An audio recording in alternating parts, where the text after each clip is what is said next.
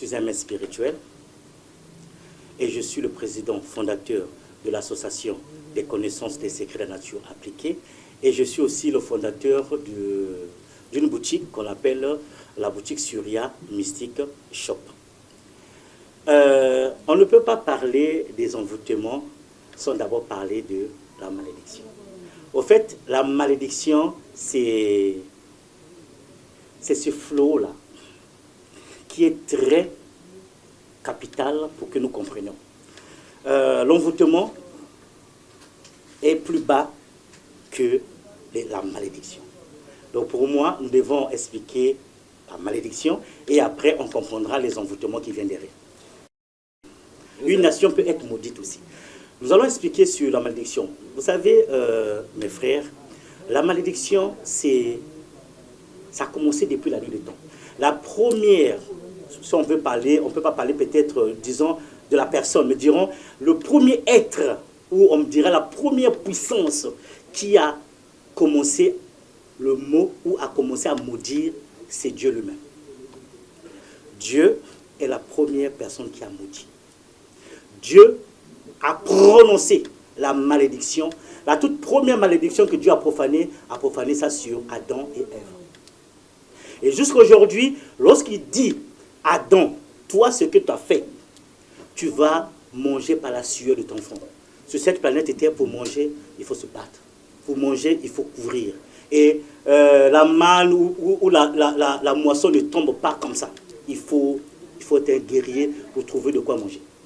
Et il dira à Ève que toi, tu enfanteras avec difficulté. Malgré ce que les Blancs sont en train de faire, moi j'habite en France, vous savez, les femmes maintenant, ils veulent braver la malédiction divine en mettant des piqûres en France pour que la femme peut enfanter sans difficulté. Malgré ça, vous allez, il y a aussi des choses qui arrivent. On a vu ces femmes avec des maux de règles terribles qui commencent à nous emmerder.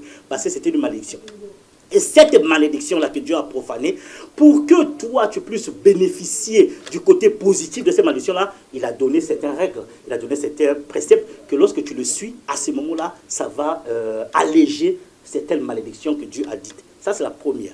La deuxième malédiction que Dieu a profanée dans sa bouche, lorsque Adam et Ève, Dieu leur chassa dans le jardin d'Éden, ils sont partis, ils ont mis au monde Caïn et Abel.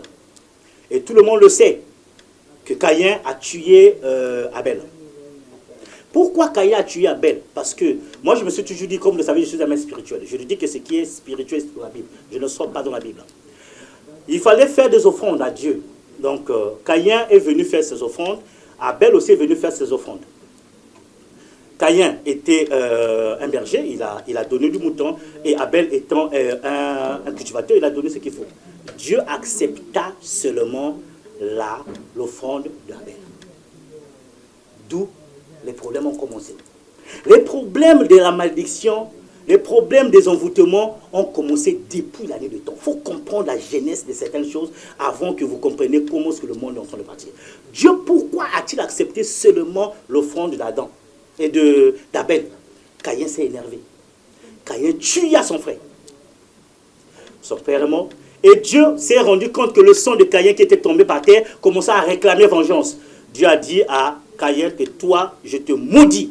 Dieu a dit à se faire sortir de sa bouche, je te maudis. Tu dois quitter ce territoire et partir. Les gens vont t'avoir, les gens vont te faire du mal. Caïn disait à Dieu, mais Dieu, lorsque tu m'envoies là-bas, avec cette lourde, tu vois cette lourde malédiction que tu m'as faite là, allège au moins. Dieu répliqua, Caïn, je veux tuer jusqu'à la 7e génération, quiconque tuera Caïn, et Dieu mettra un signe sur Caïn. Vous comprenez? Vous comprenez que parler de la malédiction, c'est même ça la procédure de certaines choses. Il faut comprendre ces versets pour comprendre d'où provient le mal. La situation actuelle, vous savez, là on va revenir chez nous. J'ai dit que ça a commencé depuis là. On revient sur... Hein? Maître Garaïch, excusez-moi. Oui. Et si on faisait l'effort d'expliquer ou de montrer la différence entre la malédiction et l'envoûtement en quelques mots? Non, vous allez comprendre. Il faut que vous compreniez d'abord. J'ai dit que je vais commencer par la malédiction. On va revenir par les envoûtements. Parce qu'une malédiction, comme j'ai dit, non, c'est une lourde, je dis bien une lourde tâches négatives que vous pouvez avoir dans votre vie. Et là, j'ai parlé d'abord des exemples d'une malédiction d'individu. On peut parler d'une malédiction familiale. Et maintenant, on peut parler d'une malédiction de nation. On peut parler d'une malédiction d'un quartier. Même un quartier peut être maudit. Vous allez remarquer que les jeunes de ce quartier-là, on peut dire par exemple tel quartier, je ne sais pas ici, dans d'autres pays, on va dire tel quartier, il n'y a que des bandits là-bas. Il n'y a que des jeunes qui fument beaucoup de chanvre, qui coupent les routes, c'est des violeurs. Vous voyez, le quartier a une mauvaise réputation parce qu'il y a une malédiction du quartier. Lorsque tu es né dans ce quartier-là, il faut faire un effort. Il faut que tes parents prient beaucoup. Il faut que tes parents demandent beaucoup de l'aide à la mère nature pour qu'on te fasse sortir de ce quartier. Sinon, cette malédiction te suivra. Et vous allez remarquer que lorsqu'un jeune est né dans ce quartier-là, il finira par devenir un délinquant. Il finira par devenir un bandit, malgré ce qu'on fait. Et lorsqu'on le chasse, ou bien lorsqu'on va le prendre dans ce quartier pour le ramener ailleurs, vous allez commencer à voir que votre enfant commence à changer. Et c'est pareil aussi. On va dire que dans telle ville, ouf, la ville là, ouais, vraiment, il y a des prostituées là-bas. C'est pas possible. La ville là, il y a trop de prostituées et tout. Lorsque tu vas là-bas, il faut vraiment faire attention, madame. On risque de ravir ton homme comme ça. Et du coup, ça montre la malédiction d'une ville. Donc, comme je dis, il y a la malédiction d'une ville, et la malédiction d'une nation, et la malédiction individuelle. Est-ce que vous comprenez? C'est ça la malédiction. La malédiction, c'est on profane. Et lorsque on est en train de parler, pour nous ici, lorsque je vais parler du Bénin, comme je suis initié dans certains secrets du Bénin et du Yoruba, dans la culture du Bénin, il y a des pouvoirs de verbes qu'on utilise avant de parler. Les autres appellent ça, au niveau de Yoruba, on appelle ça Olubo. Et du côté des fonds, on appelle ça Okwe. Ce sont les choses que votre arrière-arrière-grand-parent avait. Et par moins de gestes, on lui a offensé par son père et par son fils. Son fils qui fut et qui est votre père. De génération en génération, lorsqu'il a dit, ah voilà, toi tu m'as fait ceci, tu m'as manqué de respect. Voilà, tes enfants ne pourront jamais avoir le baccalauréat. Tes enfants ne pourront jamais trouver du travail. Vous allez remarquer, lorsque vous êtes arrivé en train de faire un entretien d'embauche, vous êtes aligné, la personne qui va vous recevoir, il va dire, bon, la ligne est là, vous voyez le monsieur qui est là, qui a en chemise blanche là, oui, la ligne s'arrête là-bas. Les autres, là, je les prends, mais ça, je ne prends pas. Tu vas regarder, il dit, oui, c'est toi que je parle. Toi, tu n'es pas dedans. Pourquoi tu dis que c'est quoi? La malédiction, parce qu'on avait profané avec les choses. Dans l'ancienne époque, c'est les prophètes. Les prophètes parlaient avec leur puissance, le verbe. Ils disaient avec la puissance là, voilà, je te maudis. Que ce soit Pierre a maudit, parce qu'une personne était venue mentir sur Pierre. Pierre avait fait la prière pour qu'il a les choses. Et lorsqu'il est venu pour donner la dîme, il a menti le montant. Pierre l'a maudit. Donc la malédiction a commencé depuis la nuit des temps. Et jusqu'à aujourd'hui, nos grands-parents aussi peuvent te maudire d'une façon ou d'une autre. Les jeunes qui n'ont plus le respect envers les aïeux.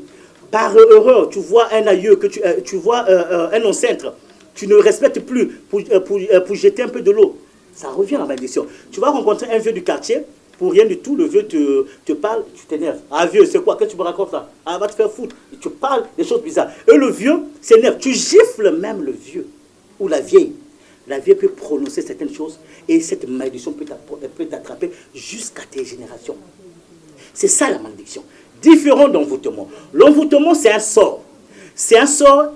Lorsque quelqu'un connaît les secrets de la nature, il connaît manipuler certaines choses, il peut prendre ceci, il prend cela, il mélange avec tel animal, il bloque ça, et il t'envoie un envoûtement. L'envoûtement qui t'envoie là, lorsque tu as le ressens, tu as du mal à marcher, soit le pied commence à s'enfler, tu as les fantasmes. Lorsque la personne t'envoie un sort là, tu vas te réveiller, tu vas voir que tu as maintenant mal au corps, ce que vous appelez vous les tchakatou. Ce sont des envoûtements, des sorts qu'on jette. Et on peut aussi faire, on mélange des choses, on t'envoie ça pour que tu ne le mettes pas au monde, tu deviens stérile. Mais lorsqu'on trouve un désenvoûteur, on peut le libérer. Mais à une malédiction, il faut trouver un spécialiste, celui qui sait manipuler certaines choses pour venir dénouer ça. Et ça nécessite d'être un véritable grand maître pour le faire. Si on veut parler du lien, c'est le point commun. Le point commun qui est les difficultés, qui est le malheur, qui est... le sort que la personne reçoit, mais le parcours qu'on a lancé est différent. Il est difficile à un jeteur de sort de jeter un sort pour le papa, ses enfants, ses arrière-enfants. Non, c'est une malédiction qu'on lance. Donc, si on veut parler de l'arme, l'arme qu'on lance, si on veut parler de l'arme est différente. Ce n'est pas un petit pémaca, il faut de l'arme lourde. Parce qu'il y a une malédiction qui peut te prendre, toi le papa, jusqu'à la 7e génération de tes aïeux et de ta descendance. Donc, pour noter une différence entre envoûtement et malédiction, nous pouvons dire tout simplement que la malédiction, c'est le sort qu'on peut lancer et ça peut aller jusqu'aux 7e génération et même au-delà. Avec une autre force. Avec une autre Parce que la force de malédiction est différente que la force d'un sort, d'un envoûtement. On peut se protéger. Il y a des protections qui sont là, il y a des secrets où tu peux te protéger contre les envoûtements. C'est lorsqu'on te jette un envoûtement. Mais la malédiction peut t'atteindre malgré tes protections. Pourquoi? Parce que la malédiction, lorsqu'il y a une cause, ça t'atteint. Ce n'est que lorsqu'il n'y a pas une cause que la malédiction ne peut pas t'atteindre. Mais une malédiction avec cause, ça t'atteint, même si tu es un grand maître. Même si tu es un grand maître, une malédiction avec cause peut t'atteindre. On va prendre un exemple. Tu es un grand maître, reconnu, tout ça, un grand maître. Et que tu es parti sortir avec une femme d'autrui, légalement, je dis bien légalement mariée, devant l'État, devant la famille. Nous étant africains bantous, nous avons aussi notre culture de mariage. Donc lorsque un monsieur vient doter sa femme avec tout ce qu'il faut, toi parce que tu es un grand maître, tu viens offenser ce monsieur en sortant avec la femme. D'une façon ou d'une autre, ce que le monsieur là va dire, lorsqu'il va s'agenouiller, lorsqu'il va demander la justice divine, la mère nature va te frapper. Parce qu'il n'y a qu'une personne se dit, c'est sûr que j'ai été maudit. Pourquoi je n'arrive pas à trouver une femme? C'est sûr que j'ai été maudit. Pourquoi je n'arrive pas à trouver de bon travail? C'est sûr que j'ai été maudit. Pourquoi je n'arrive pas à avoir le baccalauréat? Ce niveau de auto-dire négativement, ça atteint un degré de malédiction qui peut te frapper toi-même.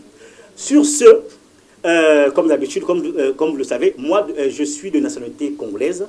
Je suis de nationalité congolaise et j'habite en France. Je viens souvent au Bénin, j'ai des activités ici. Je viens animer certains séminaires. Donc, j'ai, je crois, peut-être 4 ou 5 séminaires déjà animés ici au Bénin. Et je les anime en duo, d'accord, avec un de mes amis. C'est un ami, c'est un frère que j'appelle frère jumeau, au nom de Daméo Habitant. Sur le problème des envoûtements familiaux et les malédictions, nous avons prévu un séminaire. C'est le but même de ma descente, parce que je viens au Bénin chaque 2 ou 3 mois. Donc là, je suis venu parce qu'on avait déjà calculé un séminaire. C'est le séminaire là qui aura des secrets que nous allons donner pour que les gens puissent traverser ou débloquer certaines choses des malédictions qui sont en train de leur causer des problèmes dans la vie. Le jour de ce séminaire, c'est le samedi. Tout est calculé, étant spirituel. Le samedi, pourquoi le samedi? Le samedi, c'est un jour où la planète, il y a une planète qu'on appelle Saturne. Cette planète est là qu'on peut, nous les initiés, nous pouvons rentrer en contact avec la force des vibrations de cette planète-là pour neutraliser cette mal. C'est le samedi 22. Le 22 qui fait le chiffre 4. Donc le 4, c'est ça le carré. Donc le carré qui vient là, on va faire un carré pour demander de l'aide. Et pourquoi l'heure a été donnée? C'est 9h09. 9h09, c'est l'heure miroir où la nature est ouverte, où la créature qu'on appelle les anges, que vous croyez ou pas, les anges existent. Un jour peut-être je viendrai, on va tourner une émission sur ça. Ils viennent pour récupérer des messages qui se trouvent dans la personne qui est en train de demander. Donc, lorsque vous regardez sur votre montre, si vous avez vu 9h09, vous regardez, ce n'est pas que vous allez chercher 9h09. C'est un hasard qui arrive. Vous regardez 9h09. À ce moment-là, faites un souhait. Le souhait sera réalisé, Inch'Allah. Parce que c'est leur miroir. Et nous avons pris leur miroir de 9h09 pour cela. Et ce jour-là, Daméo Habital va ramener ce qu'il faut ramener. On va à 9h09, on va rentrer. On va faire on va expliquer certains phénomènes pour que les gens comprennent d'abord c'est quoi l'envoûtement, c'est quoi la malédiction et autres. Et à 12h12, Maître Ganesh va animer l'élément feu. Il y aura le feu qu'on mettra le jour-là. Dans le feu, les gens vont déposer un papier sacré où ils vont écrire ce qu'ils veulent détruire ou ce qu'ils veulent de négatif en eux qu'on va jeter. Pourquoi 12h12? 12h12, c'est l'heure spirituelle, l'heure où vous devez transcender certaines choses. Si vous avez l'habitude d'avoir des échecs, lorsque vous regardez sur votre montre 12h12, dites moi un tel. Il faut dire moi un tel, fils d'un tel ou fille d'un tel. Il faut donner le nom de la maman, pas le nom de papa. Papa ne peut ou n'est pas être votre papa, parce qu'on ne sait jamais. Seule la maman qui est sûre que c'est votre fils. Voilà pourquoi la malédiction matérielle, matriarcat a beaucoup plus de pouvoir que patriarcat.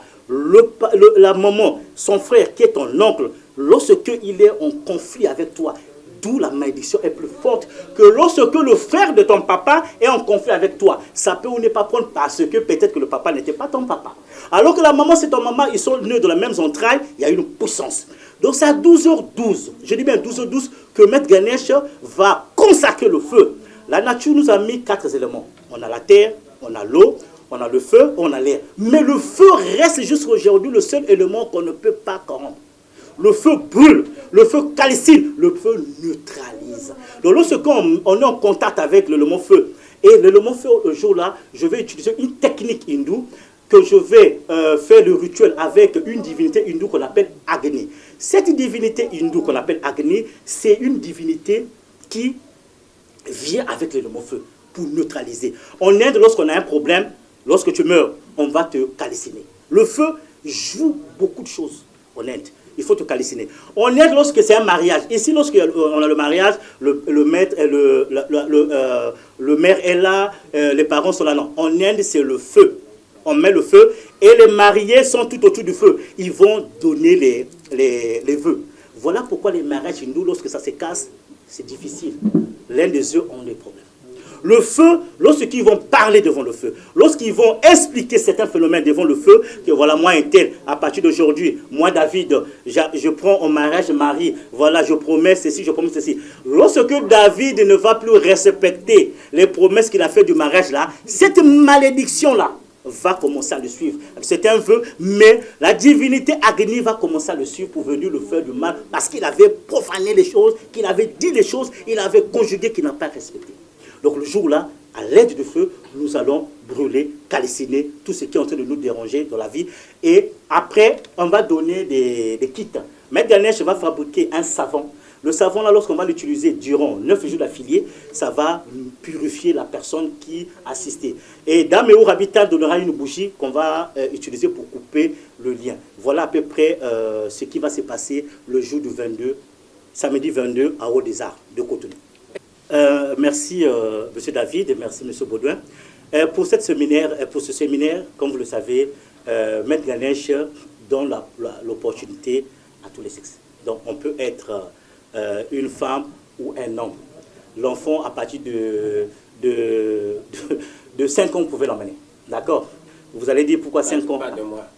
Non, parce que la malédiction de l'enfant d'un mois, la conscience n'est pas aussi comme telle. Parce que l'enfant de 5 ans peut utiliser le savon. D'accord? Donc on peut ramener un enfant de 5 ans. La condition, c'est les frais de participation sont à 7 000 francs CFA. 7 000 qui fait 7 fois 000 qui fait 7. 7 qui est le chiffre de la résolution matérielle financière. Ça veut dire quoi? Lorsqu'on sort de ce séminaire, il faut avoir un changement. Voilà pourquoi est le chiffre 7. Et à partir du 10, les tickets seront déjà en place. Les tickets, il faut, soit vous pouvez appeler le 90 01 33 34. 90 01 33 34 ou le numéro de Maître Ganesh, le 62 98 34 64. 62 98 34 64. Les boutiques où on va vendre les tickets, ça sera dans les boutiques Océan. Donc, les boutiques de Rabitan. Ça sera dans les boutiques Océan, vous allez trouver les tickets parce qu'on les a mis, parce que les boutiques Rabitan sont... Ces boutiques Océan sont par-ci, par-là. Donc, vous partez dans les boutiques Océan pour trouver des tickets. Lorsque vous allez payer les 7 000, on va vous remettre le ticket et on va vous remettre un parchemin. C'est-à-dire que c'est une feuille consacrée, sacrée, où il y aura l'image de la divinité Agni. Il y a des places où vous allez mettre votre nom et le nom de votre maman. J'ai déjà expliqué. Hein, parce que vous allez rentrer dans votre génération. Vous allez remarquer dans la Bible, on dit toujours que non, voilà, c'est un tel, un fils d'un tel, d'un tel, d'un tel. C'est-à-dire qu'on énumère leur génération. Mais comme ils n'ont pas voulu nous montrer le secret, ils mettent toujours la génération des descendants qui ont été très forts. Donc voilà, lorsqu'on va prendre, il est même dit, Jésus, descendant d'un tel, un tel, un tel, un tel, un tel, un tel. Vous allez remarquer dans cette lignée-là, il n'y a que les hommes qui ont été un peu consistants. Tu vois, qui ont été un peu consistants. C'est ça la génération. Nos ancêtres. Je dis, non, voilà, moi, un tel, un tel. À partir de ce moment-là, je coupe le lien des ta. Vous allez bien énumérer ça dans ces histoires-là. Et le jour J, dès que vous êtes dans la salle, il y aura une équipe qui va passer avec des paniers. Vous allez mettre dans les paniers et on va ramener ça là où le feu sera et on va jeter sur le feu. Si vous n'êtes pas sur place à Cotonou, vous pouvez toutefois participer. Et l'un de vos parents ici peut aller écrire pour vous. Et si vous n'avez aucune personne ici, il y a une équipe que nous allons mettre en place. Une comité des gens qui seront là pour recopier ce que vous allez envoyer par audio sur WhatsApp. On va recopier ça et ce sont eux qui vont transcrire et iront jeter dans le feu Agni. Merci M. Baudouin, merci M. David. Pour ceux qui ne pourront pas acheter dans les boutiques, ils peuvent faire des momos. C'est ça comment Mouba Monnaie. Ils peuvent faire des momos et dès qu'ils font les momos, l'équipe sur place va recevoir de l'argent et va faire le ticket, lui envoyer ça sur WhatsApp. D'accord? Lui envoyer sur WhatsApp et pour nous montrer que le ticket a été payé. Mais d'une façon ou d'une autre, en faisant, lorsqu'on n'est pas sur place, il faut dire si on va participer physiquement ou pas. Parce qu'il faut que notre équipe sache pour remplir il faut remplir obligatoirement cette feuille-là. Parce que c'est là où il y aura ce qui fait mal on va brûler. Donc on peut le faire sous Momo. Les numéros de Momo vous seront communiqués d'ici là. Et par là, on peut envoyer de l'argent. Monsieur Baudouin, Monsieur David, je voulais souligner quelque chose. Lorsqu'on finit de faire le dépôt, il faut que la personne puisse envoyer son capture d'écran. C'est très, très, très important.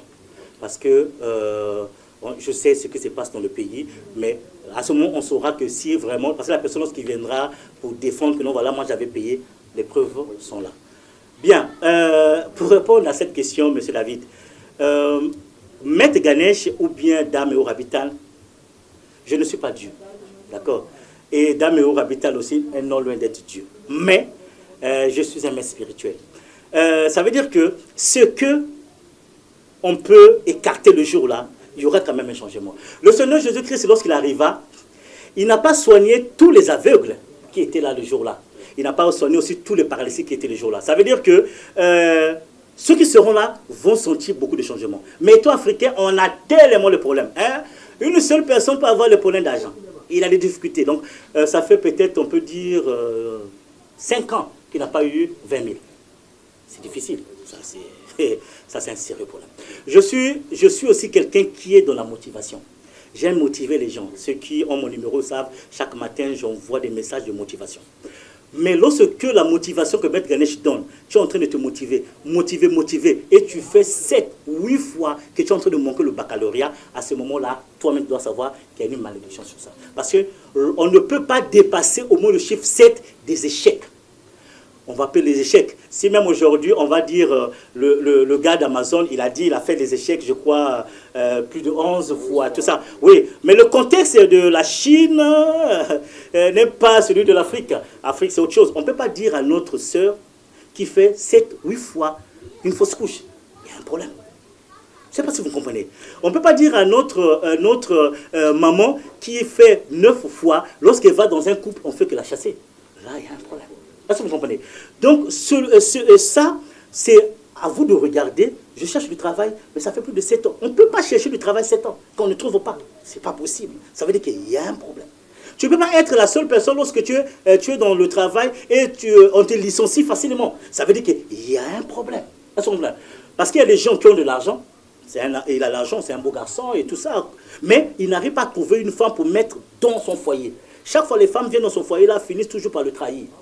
Dans sa propre maison. Là aussi, il y a une malédiction. Est-ce que vous essayez de comprendre? Donc, le jour-là, il y aura quand même un changement. Aujourd'hui, Maître Ganesh, je ne suis pas pour... c'est pas ma première fois d'animer un séminaire ici. Ceux qui savent, savent. La dernière fois, on a animé un séminaire à Godomé. C'était vraiment une réussite. D'accord? Et ceux qui viendront aussi pour cette semaine-là vont sentir quand même un changement et une réussite. Le savon là et la bougie que nous allons donner va faire quelque chose. Et l'élément feu que nous allons mettre en place, ça va. C'est là déjà, à la date d'aujourd'hui, je suis en train de partir. J'ai pris, depuis que j'ai commencé jusqu'à là, je crois, 45 jours. 45 jours que je suis en train de faire un jeûne personnel pour ce jour-là. Et lorsque je parle de jeûne, ça veut dire que je ne peux pas m'approcher d'une femme. Bon, déjà, je suis végétarien, donc je ne mange pas tout ce qui qu'on va mettre, le sang et autres. Et je suis en train de dormir dans certaines conditions pour me préparer moi-même physiquement et spirituellement pour cet événement-là. Et comme nous sommes au Bénin aussi, le Bénin est régi par les entités, par les esprits du Bénin, d'une façon ou d'une autre. Il y a aussi des cérémonies que nous allons faire pour que le gardien du seuil du Bénin, que vous appelez Toleba, va aussi avoir sa part pour éviter certaines choses, parce que la tradition reste tradition, respectons nos traditions et notre coutume.